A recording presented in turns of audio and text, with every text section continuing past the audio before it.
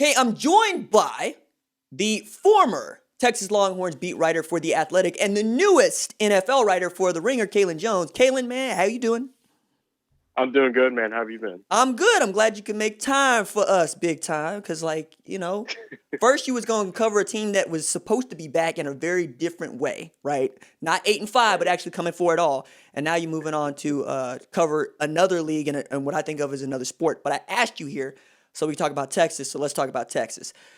Coordinator changes on both sides, different schemes on both sides. I feel like both of those schemes are going to much better match what they are facing in the Big 12 and in non-conference. But like I mentioned to you in the pre-taping, I am excited about Jordan Whittington, Jake Smith, and Bijan Robinson. Only thing is the offensive line going to be any good outside of Sam Cosmi? I mean, what do you think? What are your expectations for that offense? Oh yeah. So I mean, like you hit the nail on the head. Like I'm upset. Like I was telling you before, I wish I was there to see what Jordan Whittington is going to do. I've been hyped about him since I saw his high school tape last year, and unfortunately only got to play one game before he missed the rest of the year. But like the combination, like you mentioned, like three difference makers, and I tell people all the time, like when you talk about college football, it really only takes like one or two difference makers. You know what I'm saying? Like a CD Lamb, like last year for Oklahoma, like was a difference maker, outside of that wide receiver unit. And I think in Texas, when you talk about what Jake Smith could become, what Jordan Whittington could become, what Bijan Robinson could become, like those are three difference makers on offense. And I think that gives Texas a completely different dimension than what it's had, over the course of the past 2 years. And again, you pair that up with Mike Yursich, who has, proven track record over at Oklahoma State with, what are fairly, I would say, like lesser weapons. So, I mean, again, like you mentioned, the offensive line. If they're able to solidify that, Derek Kerstetter is supposed to slide over at center. You got Junior Angulau, who looked pretty good last year. As far as the tackle position, I mean, we've seen Denzel Okafor's name be floated over there, even though he kind of had his name in the transfer portal at first. And I mean, they were in the market, at least in the grad transfer market for another offensive tackle, or excuse me, offensive lineman, similar to what they did with Parker Braun last year, which was a plug and play option. But they haven't so far. They haven't added that piece yet. And I think the continuity, with the lack of spring practices, abbreviated off season, could definitely have some type of impact on that and how that works out. But again, you have a mastermind, or I guess like a senior quarterback in Sam Ehlinger, who arguably is one of the best quarterbacks in the nation at this point in his career. So I think that, added with the weapons that they have, the simplistic offense that is utilized to take advantage of the skill sets that, their weapons have, I think it makes for a really good mix when you talk about what this offense is capable of, especially, going into the 2020 season. So with Mike Yursich, I got familiar, as you probably know, watching his teams at Oklahoma State with Mike Gundy, and Justice Hill is from down the road, right? So I paid Mm-hmm. very close attention, and what they were able to do with him in a single back set was phenomenal, which allowed Mason Rudolph to operate. The only issue that I have so far with Sam is he going to be able to toss it as well as they're going to need him to toss it? I mean, he's going to need to complete 72, 73% of his passes, and ideally is passing for over 4,000 yards in that offense with perhaps a 1,500-yard tailback. And that's on top of, I don't really like Keontae Ingram that much, but if I don't, he's still the second or third best tailback on that depth chart. So you can go three deep after what Roshan Johnson showed. Mm-hmm. For me, it's also a matter of how quickly does Bijan Robinson become the bell cow back, because I think that I have compared that dude to Earl Campbell in how he can make an impact on the university itself, right? I mean, Mm-hmm. before Earl Campbell shows up, Dale Royal is taking L after L after L to Barry Switzer. And then he has a bad junior year. He comes back. He wins the Heisman. They fall one game short of winning a national championship, losing to Notre Dame. I think that's who Bijan Robinson can be for a program that prides itself on being back, but also prides itself on being able to run the football. I mean, this is a place that invented the wishbone. So the question I have is, do you Mm-hmm. think Yursich leans more on Ellinger's experience, even as he's not that polished a passer, or he just tries to get one of those dudes to assume themselves as the bell cow back in that offense? Damn, that's a good question because I think there's somehow going to be a balance there, right? Because I mean, you look at the numbers. Ehlinger, when he's completed over 70% of his passes, he's 12-0 in his career. So, and I mean, when he's not on, That's a I great think stat. that's when. Yeah, I mean, when he's not literally that, and that's what I was trying to tell people last year. Like when he's not on, UT struggles. Like I think they were 5-8. He completed like 60% of less of passes in his career, like 5-8. So. Or 5-8. So, I mean, it really comes down to whether or not he's on. And, you know, in the intermediate game, I think he's pretty solid. Deep passes, that's where I thought he really struggled. And it was weird because, like, PFF had a stat, I think, in 2018 where he was, like, ranked among the best, you know, deep passers in, you know, college football. And I never, you know, he doesn't have the velocity on the ball.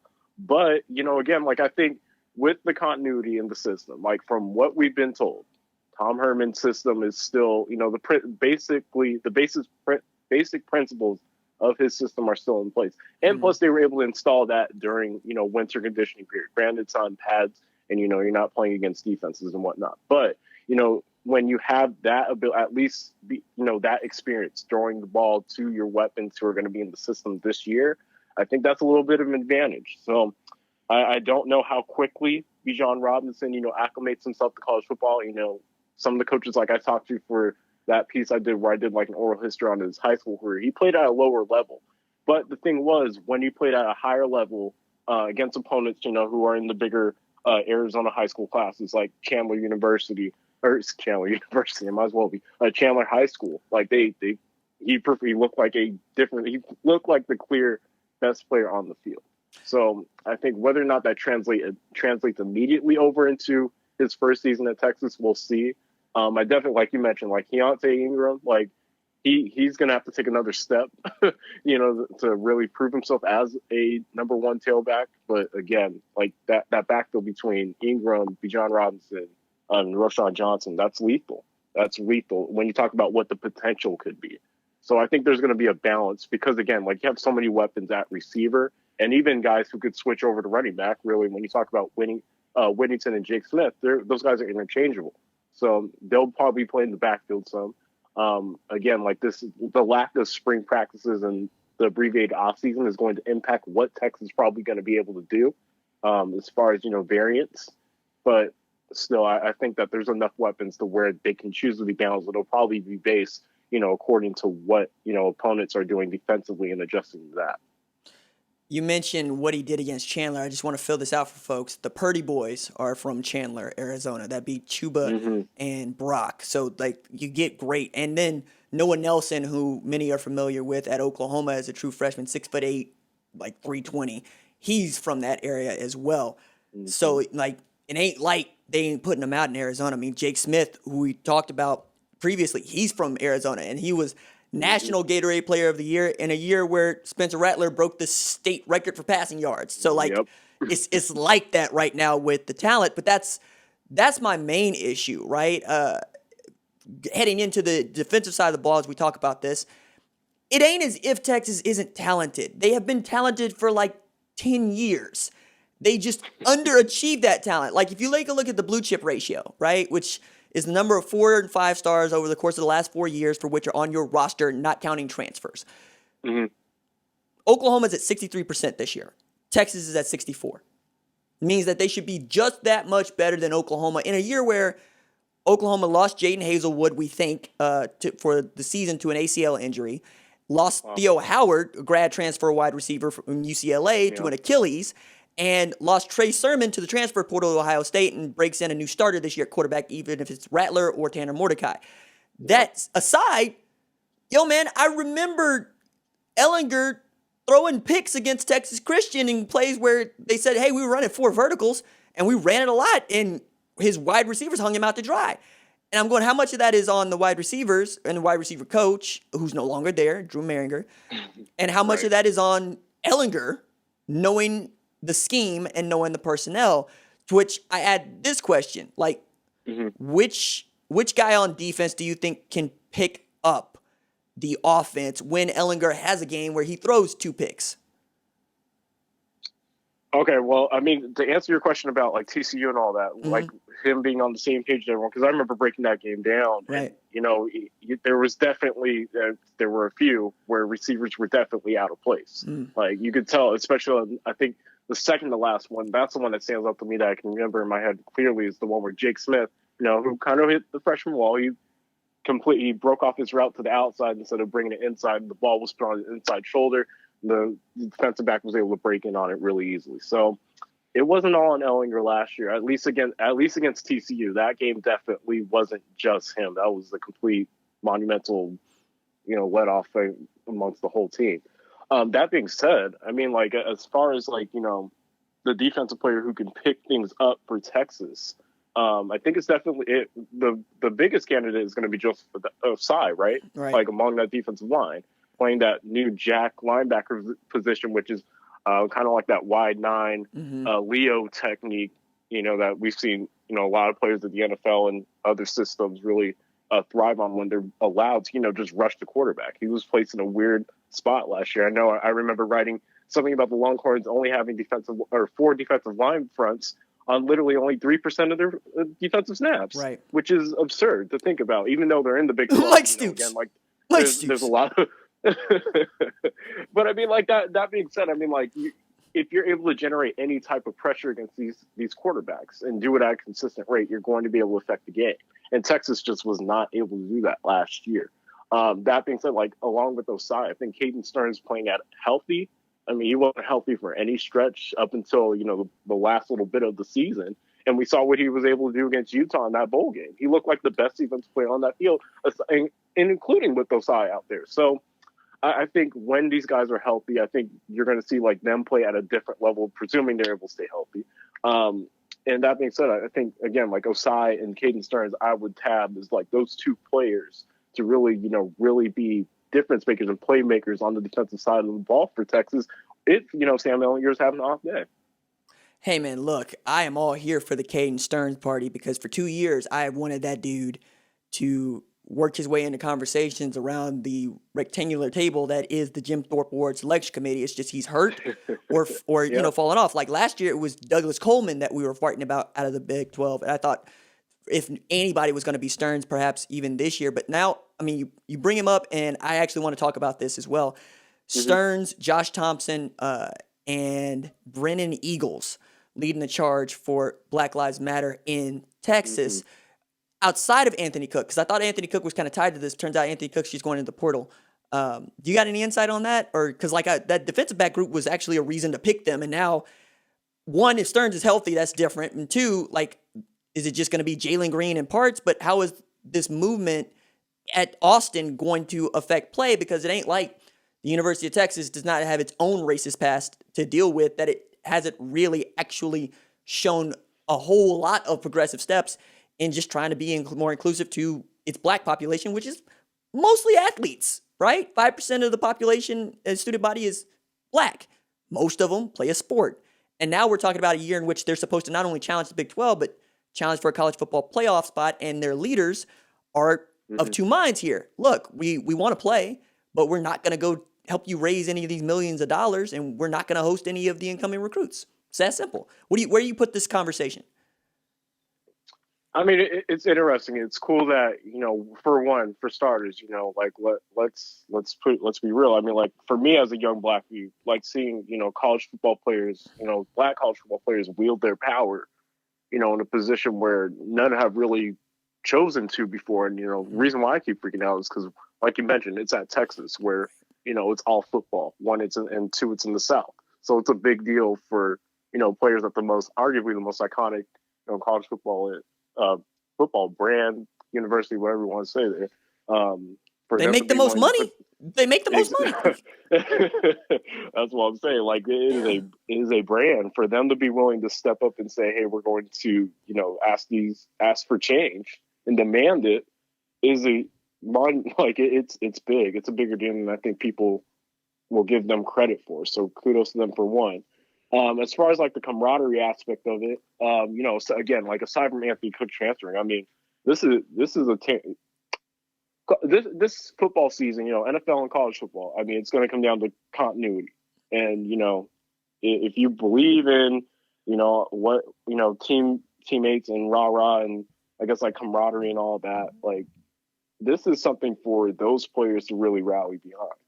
And not to say that other players at other schools don't have, to rally behind, but at the same time, like these Texas players have not only called for like change. Now, it's like if you back it up out there and you play at a high level, and it's like, what are these guys supposed to do? The people in leadership that you've asked for that change, what are they supposed to do at that point? Because I mean, to me, like you have to at least acquiesce in some shape or form to what they're asking, especially if they're backing it up on the field. And I think again, like just from a camaraderie aspect and continuity, these are guys who are, again, playing in a new system under Chris Ash, but it's supposed to be much more simple than, the system that Todd Orlando had in place where you had players buzzing in and out, around the line of scrimmage and dropping from different places and, being really having their heads spinning 24/7. So I think, when you add the idea, and again, you mentioned it before earlier, talking about how talented, Texas's defenses have been and then, underperforming for the most part. This is a team that still has a lot of pedigree when you talk about the defensive unit in terms of, 4-star, 5-star talent. And if they're able to play at the level that, they were tabbed to play at in a system that should allow their skill sets to be fully maximized, I think that they'll play at a much higher level than, what we've seen at Texas over the past few seasons. Granted, I think that last year they struggled with, generating turnovers. I think that, if they generate one, get more sacks, two, generate more turnovers, I think they're going to be a much more profitable unit per se next year. I mean, man, I could say that about Alex Grinch's defense because he came in here talking about, hey, we were trying to get 24 takeaways a season because 24 takeaways a season equals 9 wins despite whatever the offense might do, and he didn't get anywhere close to that. So I think both of those coordinators are going to try to get that in. What's interesting about Chris Ash at Texas is both he and Grinch come from Ohio State, but under very different circumstances, right? So so Grinch comes as co-defense coordinator in name only, safeties coach, right? And Ash comes after getting fired because Rutgers is Rutgers, but also being the coordinator for a national championship team alongside Herman, who is coordinator for that same national championship team. I bring those things up to say it finally feels as if Herman is feeling like I got to get it done this year. I don't have any more time here because this is also a guy who said, hey, we're not going to let $1 or $2 million keep us from firing somebody. This is University of Texas. And I said, ooh, you could be talking about yourself, dog. You could be talking about yourself. And, not to put him on the spot or anything, but, that's how this goes. So for Ash to come in and to say we're going to change the scheme up to run 4 down and we're going to run match quarters 4-2-5, I think also sets you up to better contend. But when you talk about creating turnovers, I mean, has anybody been able to do this as well as Gary Patterson in this league? Yep. Who runs quarters 4-5. Right. And, and it's in a year in which Zach Evans is going to be the starting tailback over there. They're probably just going to do what I would do, which is hand the ball to Zach and play defense. And it's not as if, Gary Patterson's not looking at your defense going, cool, I know exactly what to do with y'all. Sonny, Doug, run this. This is going to tear apart. But where do you think the weakness in that defense is? Because I look at inside linebacker, which seems to put a lot of pressure. This defense puts a lot of pressure on those two guys to be outstanding. And does Texas have two guys that can be outstanding? Exactly. And I mean, that's definitely been the weakness. I mean, they've been trying to address it, this entire offseason. And the loss of Javon Mitchell, in my opinion, is a bigger deal than people probably give it credit for, because I think he played at a solid level to me out of that entire linebacker group, in which, they didn't play at the highest level. But that being said, I think they'll be able to adjust to, whatever opponents are doing. I don't think, it's going to be like, oh, we're playing a 4-2-5 against a team that, is lining up and running the football and hammering us inside. I don't think the coaches are that, stupid. They'll adjust accordingly. And again, they have, somewhat, they have a unit that's deep enough to do it too. When we talk about physicality, the fact they have the Marvion Overshawn, who's a safety, playing at linebacker now, transition over there. In addition to, having a day away and, some of the other guys that they have over at that position, like they'll have enough as far as like inside linebacker talent. I won't say they have enough depth, and I still think that's definitely an issue, especially again with Blossom Mitchell.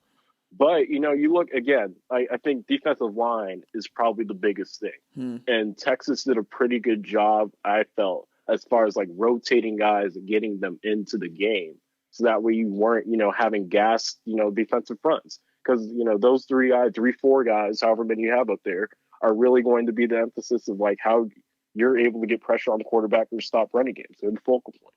And so with, they have at least 6 or 7 guys I feel that you could probably rotate in there and still have like somewhat of a similar type effect. Like, don't get me wrong. I think that you look at the unit right now, Keandre Coburn, Taquan Graham, like you're expecting those guys to, play at a higher level than what they were playing at last season, especially Coburn being so young in his career, taking that next step.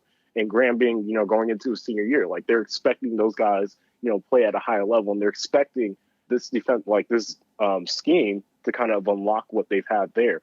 Marquez Bimage is someone I think who will have a tremendous impact, rushing the passer this year, if anything, from what we saw in the Texas Tech game. So I think there's enough dogs there, especially, within that front line unit, to kind of mask what maybe Texas doesn't have in that linebacker unit. And again, they have enough difference makers in the deep end of the secondary, especially from the safety position, where they'll be able to impact the run game. So, no, hey, I really want to see Odeoye.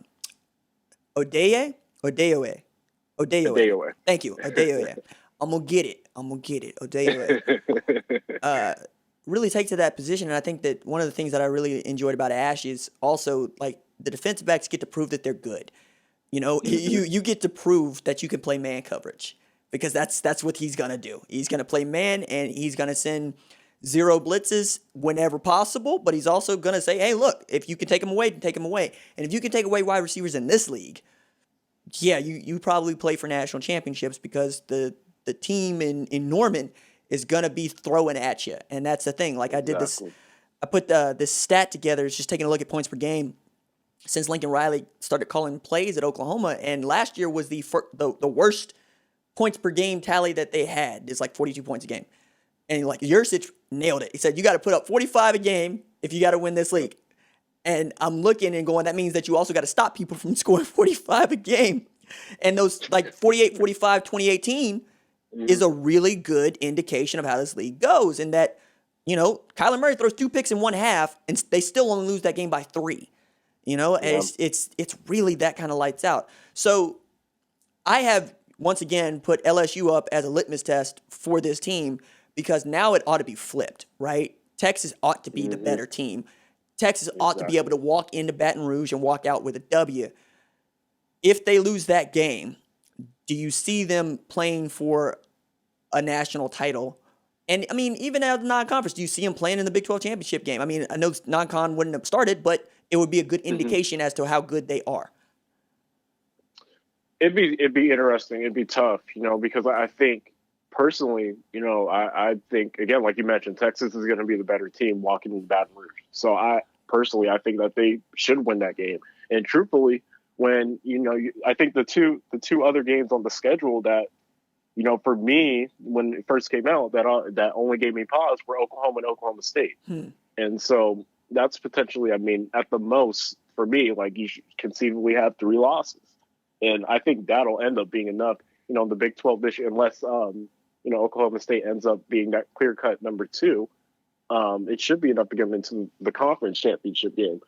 But that being said, I mean, like it would come down, if Texas were to lose against LSU, it would be, I mean, it would put their season on, as far as like the high expectations that I'm talking about, like getting to the CFP, winning a Big 12 title, like that puts it on ice, just because, again, you can't trip up against any of those good teams, those sneaky good teams like Iowa State, Kansas State, like TCU, like those are teams that you just never know, even in down years. So I think it's important that they get that win against LSU, not just for confidence's sake, but again, just for, what their aspirations are for this season. Because I think they're there. I think the Big 12 is down this year. So I think Texas has a good shot. No, it's interesting that you point out Oklahoma and Oklahoma State as the 2 games you got circled on the schedule because as bullish as I am on Texas Christian with adding Zach Evans, first 5-star in the history of that school, and knowing what Patterson could do defensively, I feel good about that team. The team that scares the hell out of me is not Oklahoma State, even if they weren't in the middle of their own soul searching, right? And, Texas is Texas in the way that Oklahoma is Oklahoma. It's Iowa State. And knowing what Iowa State was able to do to Texas last year in Ames and how much that win meant to them. And then Iowa State is a 2-point conversion away from beating Oklahoma in Norman for the second time in 2 opportunities, knowing that if Brock Purdy threw to the other tight end instead of that tight end, that game is done and over and they win 43-42. And then what they did to Texas, I'm going, Iowa State is the one, and it's not as if they won't drop a game, right? I could totally see dropping one to Texas Tech or Oklahoma State or whatever, but they are good enough to not just give you a run for your money, but to beat you by a couple of touchdowns. And I think we don't really talk about them like that because show me the Iowa State fan, right? Like that ain't really who we talking to. But knowing what Campbell has built, knowing what Purdy's coming into, he's 18 yards or something short of a 4,000-yard passing season last year. He's got the school record. Knowing how good Breece Hall could be this year, that is the game that I have circled for both of these teams because I submit to you, this could be the first time in the history of Iowa State football that they get doubles over Oklahoma and Texas. Might not win the Big 12 championship game, but it's certainly there for them. With that said, I want to know from you, who is the best player in the conference outside of the quarterbacks? I mean, because we could pick Ehlinger, we could pick Rattler, we could pick Charlie Brewer, provided he doesn't get hit in the head again. Who do you think outside of the quarterbacks is the best player in the conference? Definitely Chuba Hubbard. Okay. Or am I not allowed to use him? Hey. Then I'll say Tylan Wallace too. No, it's fair. It's fair. It's fair. 2,094 yards. Those two. I mean, that's the thing. Like you talk about, like I was saying earlier, difference makers, like Chuba Hubbard and Tylan Wallace. The fact that Oklahoma State has both of them in the same offensive system, man. And now you get Spencer Sanders, who's pretty. He has a dynamic skill set. I won't say he's a great quarterback, but he's got a dynamic skill set. I mean, that's what I'm saying. Oklahoma State is a problem. When I was looking at what they were returning, and especially once Tylan Wallace and Hubbard announced that they were coming back, it's they are going to be a problem for every team in the conference, if not the country. That offense is going to be absurd, and we know what Mike Gundy can do. May not be the smartest individual off the field, but on the field, that man can call a ball game.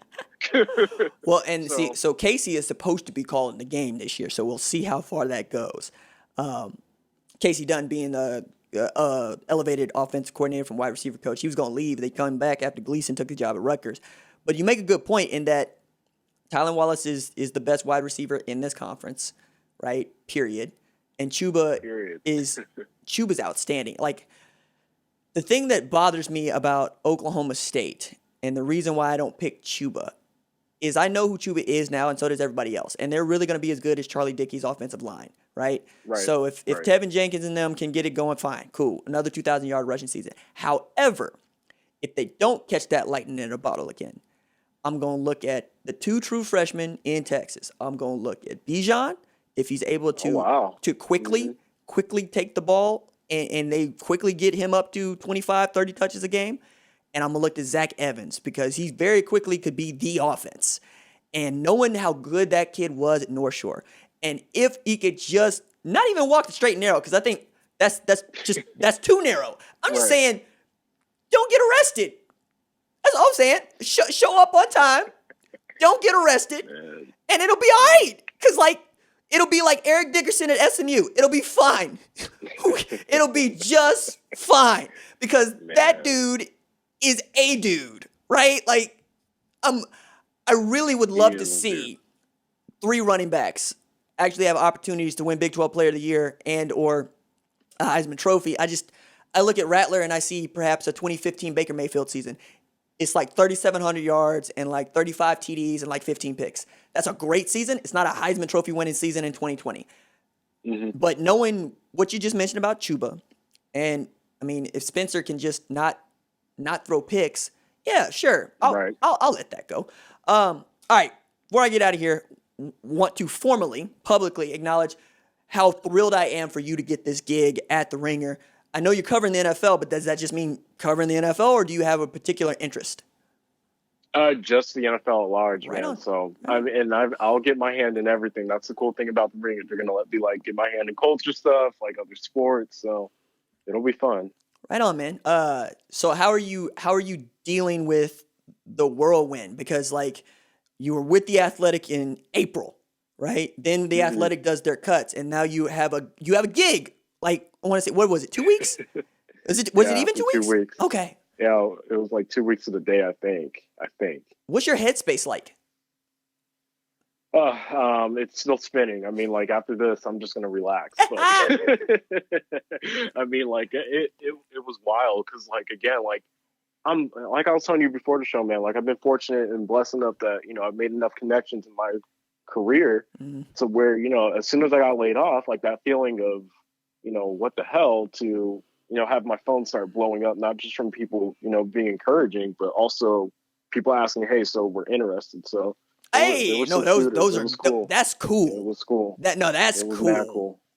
All right, so like that made me feel good. That made me feel good because usually you look at your phone, you get all these well wishes. Like I wish some of these were jobs. You know what I mean? Like it's like oh my god, right? No, like seriously. So I'm glad that happened because that means people are recognizing the work that you have done. Also allows me to lead into this. Now you get to openly root for Arizona State. Man, see, that's the funny thing. Like my friends tease me all the time. Like I'm not the best Arizona State fan.